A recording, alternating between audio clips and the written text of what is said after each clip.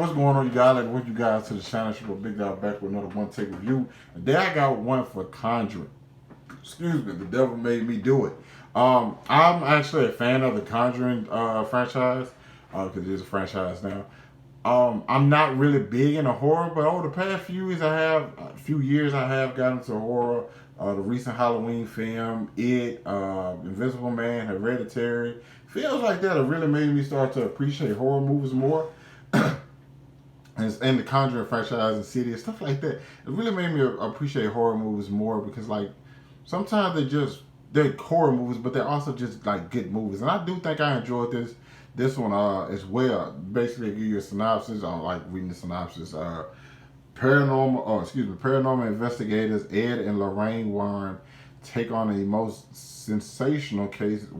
sensational cases of their careers after a cop stumbles upon a dazed and bloody young man walking down the road. Accused of murder, the suspect claims demonic possession as his defense forces the Warrens into a supernatural inquiry unlike anything they've seen before. So this is not only just like a horror film where you have like you have your demons, you have your you have your scares, but it's also just it's kind of like an investigation. You know what I'm saying? You have to they have to try to prove and it's weird, but like one of the best lines I think that is said is from Patrick. Oh my God, no Patrick. I was about to say Patrick Stewart, Patrick Wilson, Ed Warren's character. We said, well, the court takes the believability of.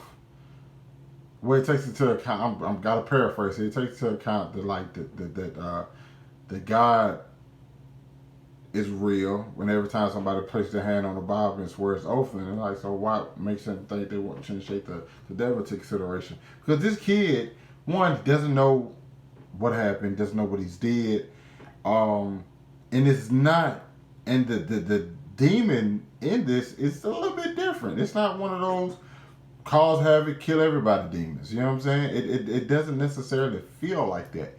It just feels like, yo, this person is this bad luck. I feel like for the humans involved and technically for the demon involved, because you as the film goes, it does something creative. Most of the time, you have to deal with somebody something that you can't see. In this one, it takes. Let's just say it doesn't do that. I don't want to give the movie away, but like it does something interesting in terms of like how these films have been seen, where the villain is someone or something that like you can see for everybody. You know what I'm saying? You start to wonder like why are these things happening? Where did this come from? Where did this thing start at? All of those different things. And I think that's probably the best part about the film is that the fact that it did something different. It's just not, oh, this house is haunted. Oh, there's this thing. No, it's a creative way in which they bring the demon into the story. Even though the demon is brought the demon is actually brought into the story very early, but you get to see how as the investigation goes throughout, and you get to see like why this is happening to these people and trying to free this kid. Now, was it scary? It wasn't really that scary to me. I think it would have been. I actually watched it at home. I think this definitely be better than like a theater experience. But I did have a couple people I know see it in theaters. Just like, oh, it still wasn't that scary. But I think he might have sacrificed the scares for the story, which it works, but not enough because you still need more scares. You know what I'm saying? Because it's supposed to be a horror film, and it felt more like a thriller in a sense with like a tad bit of horror, some horror elements, I guess I would say. So overall, I did enjoy the film though. I can't even lie, like I did enjoy the film.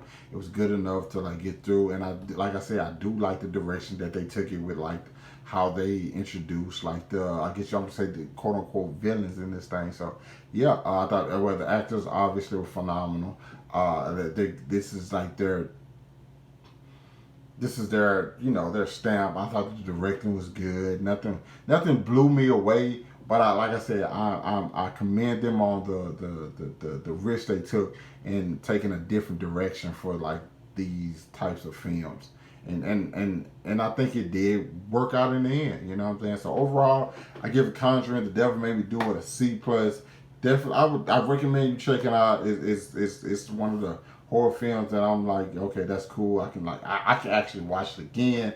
I don't know if that's how I should feel about a horror film, but I actually think that is a kind of a good thing because I've done that with like a lot of the other horror films I've like A Quiet Place, Halloween, and Hereditary. Well, Hereditary, I'm not watching again.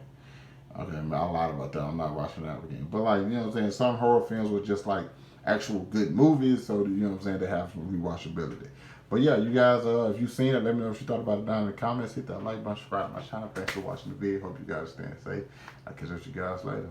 Peace.